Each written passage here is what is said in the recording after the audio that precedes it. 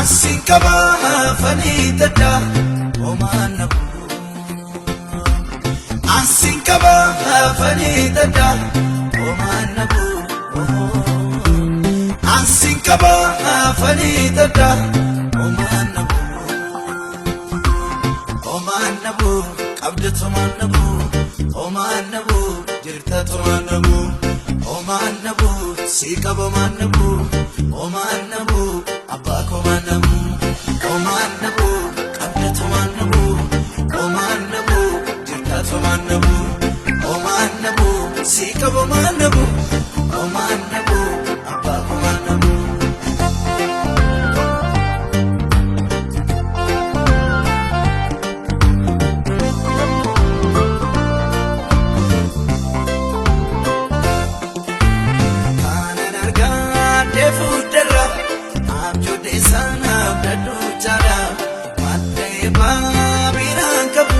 si wajinina waligala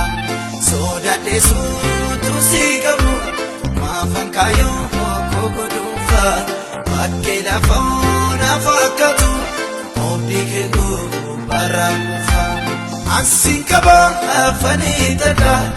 omanabu asinkaba fanidada omanabu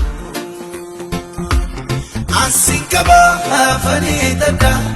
omanabu asinkaba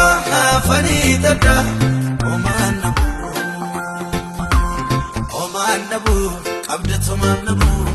omanabu jirtatu manabu omanabu sikaba manabu omanabu abako manabu omanabu qabdatu manabu omanabu omanabu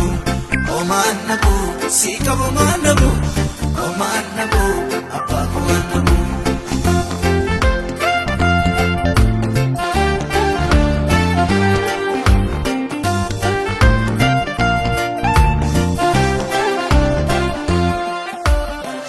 menkana duradabe jaluloli yenegatu erganas gaayena jaano Miko sana laftunyatu ala sagale bayena adik sako namne beku ardik samin yorafame idoma esana dinambaku asinkaba fanidada omanabu asinkaba fanidada omanabu asinkaba fanidada omanabu asinkaba fanidada omanabu omanabu qabdatu manabu omanabu jirtatu manabu omanabu sikaba manabu omanabu abako manabu omanabu qabdatu manabu omanabu jirtatu manabu omanabu sikaba manabu omanabu abako manabu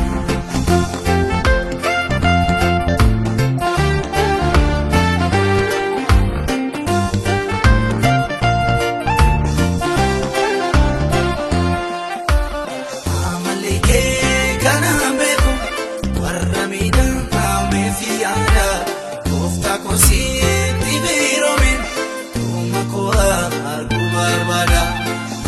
Turkati melade chamni bayi namu kulin ammam yohama debri ana lakina fin mumali ati unakoti siamana Jesus katata tala senyi fidakoti abinya kodaliana fuda bujala siwa chinjakabe Kakarako silai sanadame nabe Echara na futama sigoler kamu Aki unakoti Siamana Jesus katata tala Senyi fidakoti